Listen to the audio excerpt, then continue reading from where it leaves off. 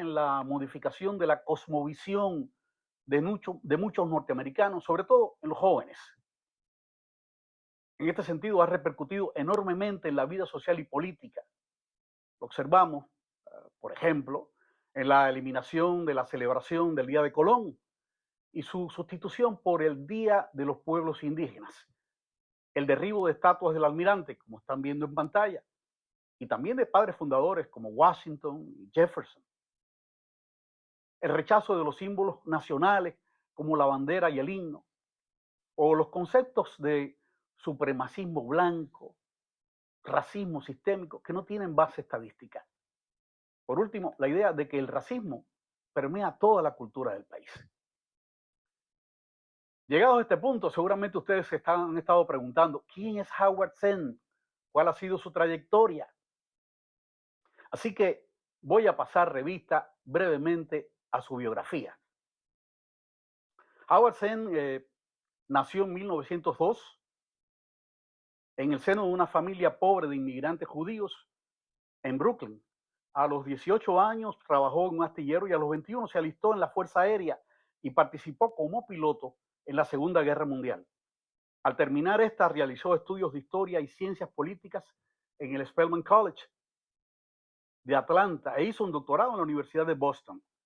Fue miembro del Partido Comunista y combinó sus actividades de profesor universitario y activista por los derechos humanos, por los derechos civiles.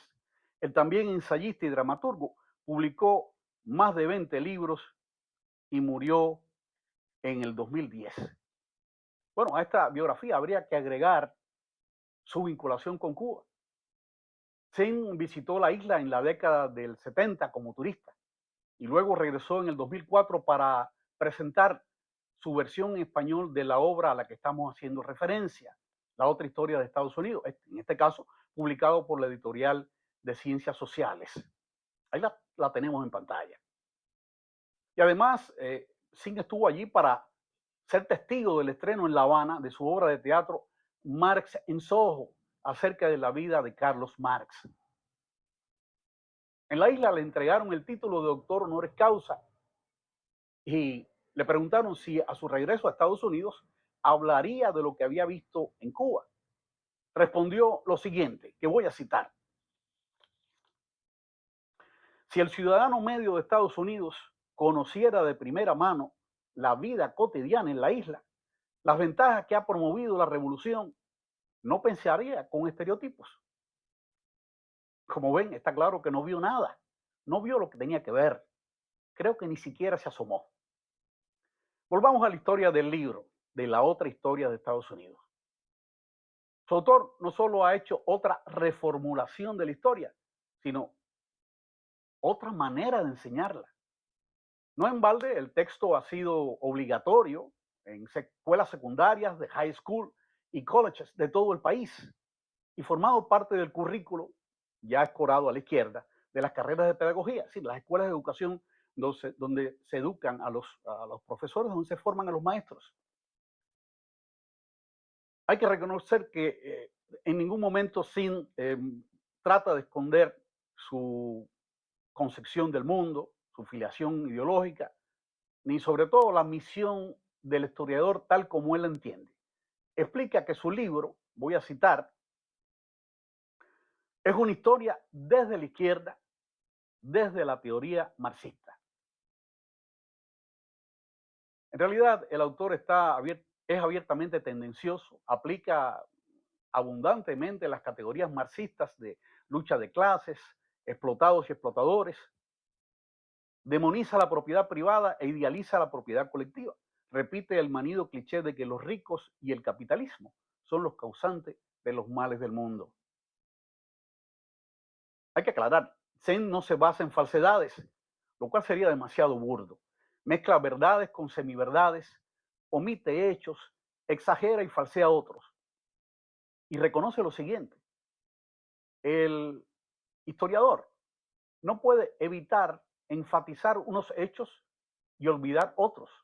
Y por ello admite que su punto de vista es el de las víctimas. Bueno, un historiador que se precie de serlo jamás hubiera expresado algo semejante. Desde luego, sabemos que la objetividad es imposible.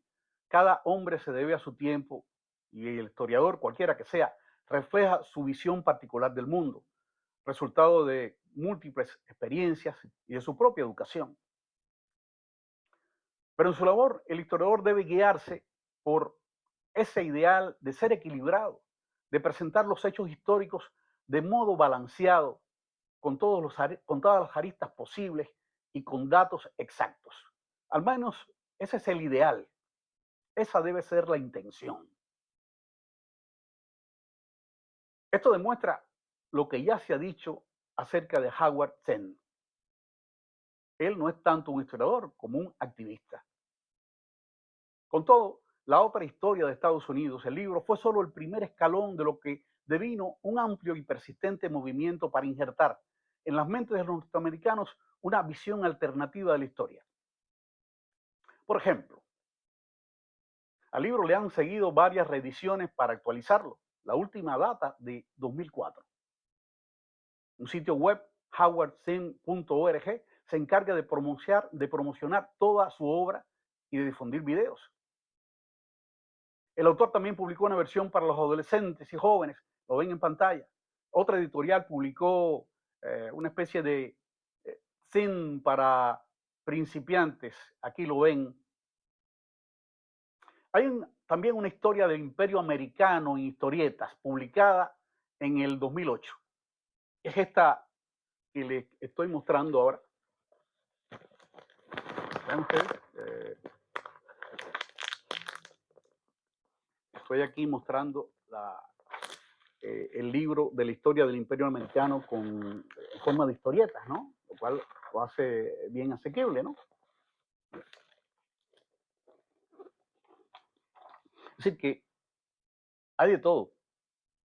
Hay de todo en este intento que les he dicho de saturar al país de estas obras de Howard Zinn. Y no termina aquí. Por ejemplo, cada año se desenvuelve, se lleva a cabo una feria especial dedicada especialmente a promover los libros de este autor.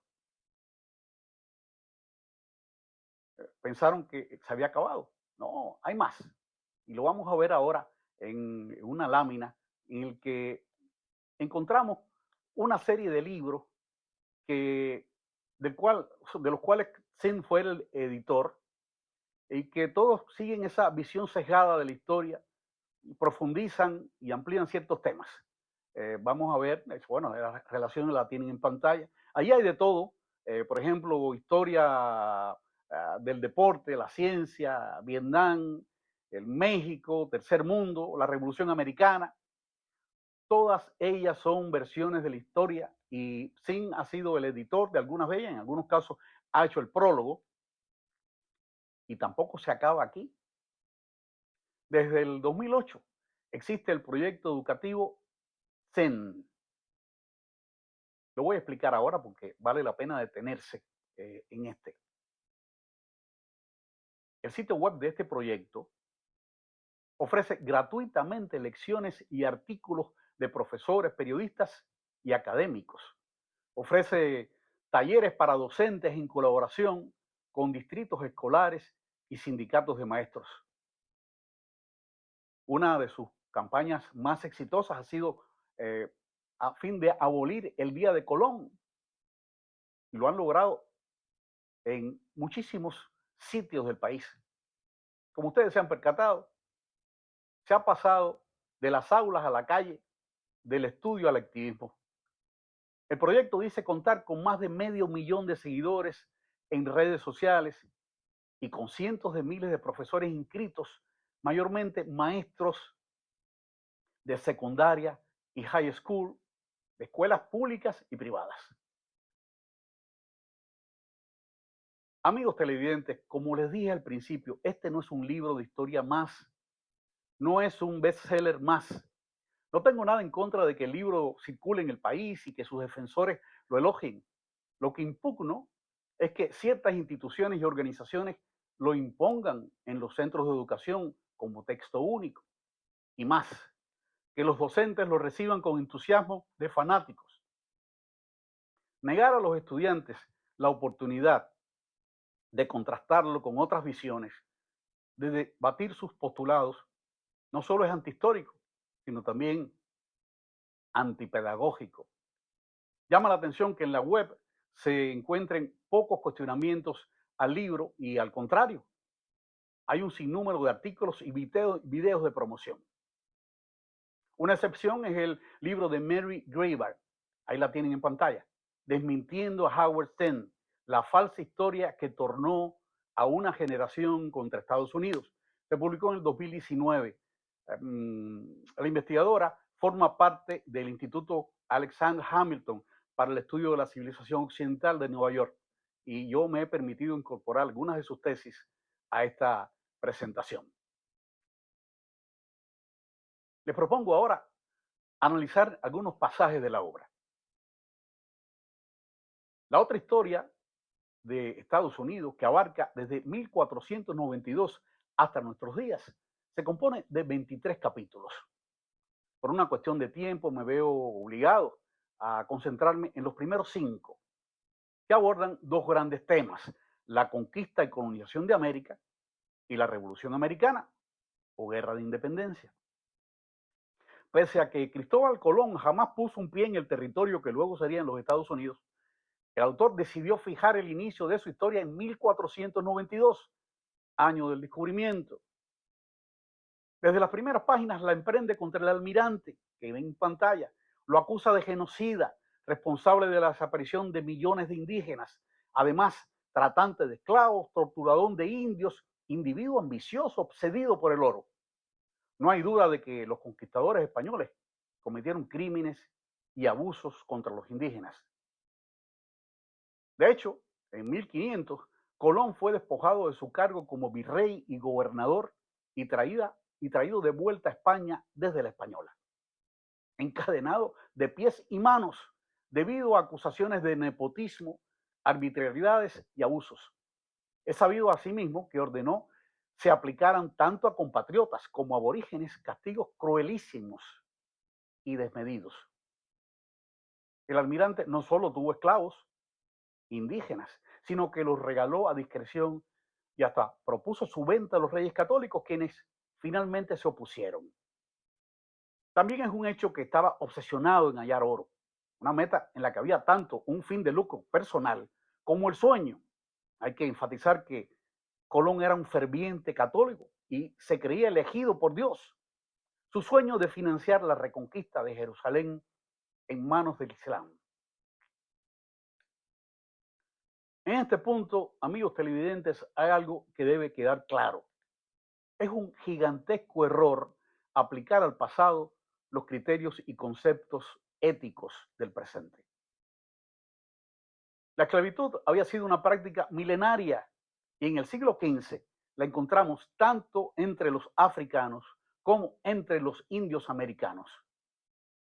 Numerosos países europeos, para no hablar de los árabes que descollaron, participaron en el comercio de esclavos. Por otra parte, hasta las bulas papales bendijeron la empresa de Colón. La apropiación de tierras y esclavos era habitual por entonces, aunque algunos veían esta última como una práctica inhumana. La violencia y crueldad de las acciones de los conquistadores eran fiel reflejo de la sociedad medieval, cuya idea de la vida humana difería notablemente de la nuestra.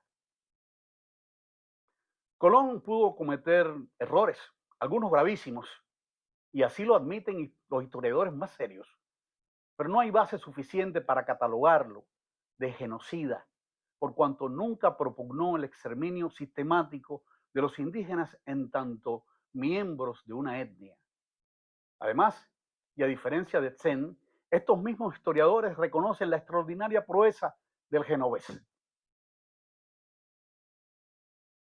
En verdad, el descubrimiento o encuentro de culturas fue, desde el punto de vista científico, un hecho trascendental que cambió el panorama mundial, promovió el comercio y la navegación y creó bases para el desarrollo de diversas ciencias: astronomía, náutica, física, geografía.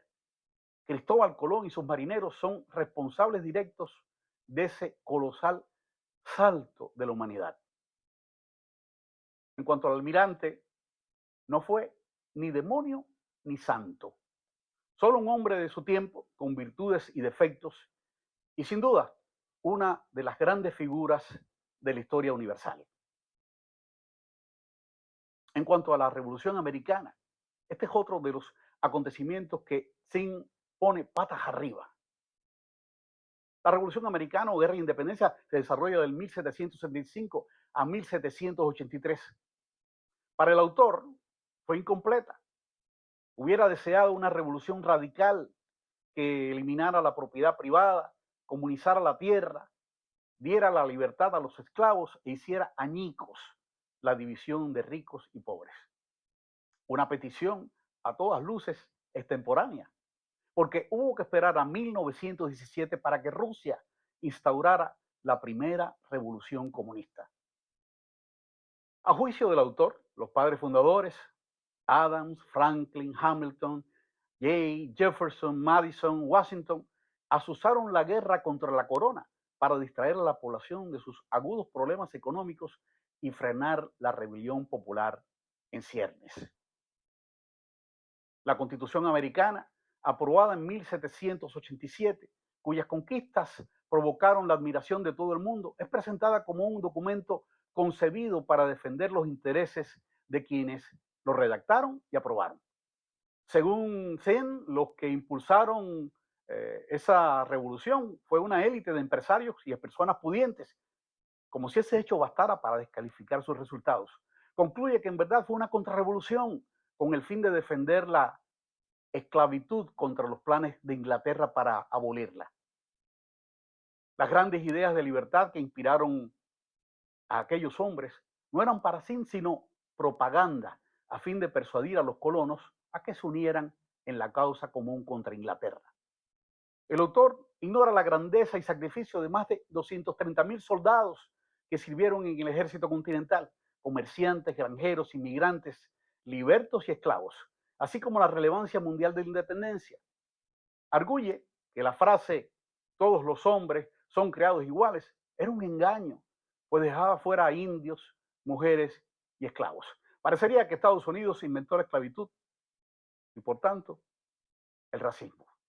Los padres fundadores, adelantados a su tiempo, rechazaron la esclavitud, aun aquellos que poseían esclavos.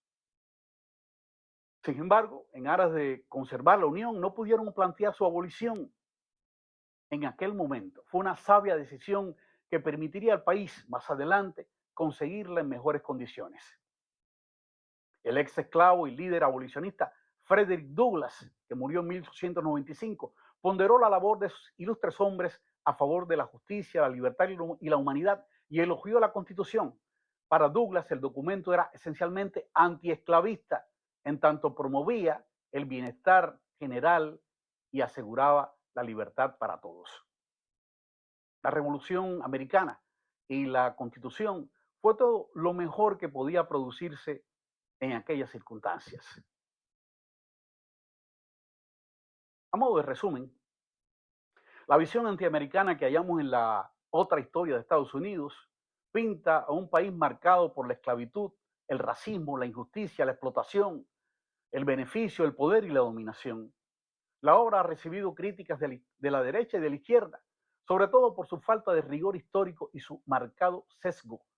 Calificativos como cuento de hadas e insulto a la memoria de Marx van de la mano. Diferentes académicos han hallado otros defectos. Voy a leer: distorsiones, omisiones, errores fácticos, incoherencia, simplificación, maniqueísmo, parcialidad, propaganda, descontextualización, falseamiento y hasta plagio. Con todo, seguramente ustedes se han preguntado cómo es posible que una obra que ha acumulado tantos errores, tantos hierros, siga figurando en la lista de bestsellers de The New York Times y que se siga empleando en las escuelas y colleges. Voy a intentar una respuesta apresurada y nada concluyente. Bueno, hay varios factores. La primera, la publicación del libro coincide con una tendencia que viene de los años 50 y 60 y se afianza más tarde, en los últimos años, a la llamada corriente woke, de descrédito de la historia nacional. También la preeminencia de figuras de la izquierda en la academia, las universidades y los medios de comunicación masiva. Por último, esa visión radical, rotunda y simplista satisface la psicología rebelde del joven y explota su emocionabilidad. Por demás, la escritura del autor es asequible, sin notas complementarias ni fuentes bibliográficas. En ocasiones, a mí me pareció que leía un cuento porque el relato carece de la complejidad que suele acompañar los hechos históricos. Mi recomendación, los invito a leer el libro y sacar sus conclusiones. Hay numerosos ejemplares en las bibliotecas y también puede descargarse gratuitamente de la web. Y si en la sobremesa la familia ya no reconoce a ese adolescente contestón que recién ha terminado su primer año de la universidad y ahora les dispara un discurso anticapitalista y dice admirar a Che Guevara, ya tendrá la familia entonces una pista sobre el origen de la metamorfosis. Amigos, hasta aquí el tema de el falseamiento de la historia. Estimados televidentes, con este programa termino mi labor como conductor de Comentando.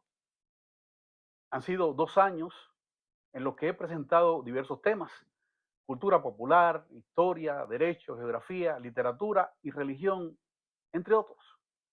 En los próximos meses debo ocuparme de proyectos que requieren de mi total atención.